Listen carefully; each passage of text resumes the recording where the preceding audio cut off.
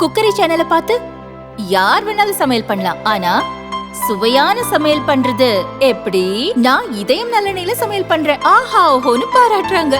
நீங்களும் இதயம் நல்லெண்ணெயில சமையல் பண்ணுங்க, பாராட்ட வாங்குங்க. தினம் தோறும் வாங்குவே இதயம் இதயம்.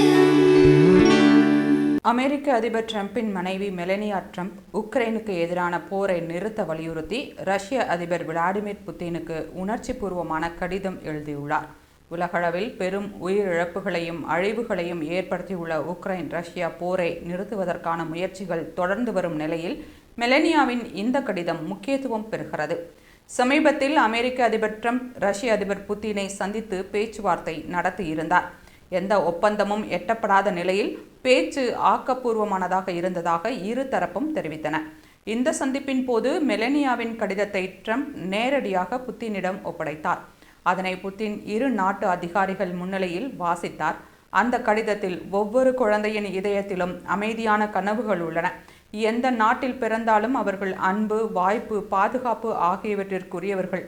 பெற்றோர்களாக அடுத்த தலைமுறையின் நம்பிக்கையை வளர்ப்பது நமது கடமை.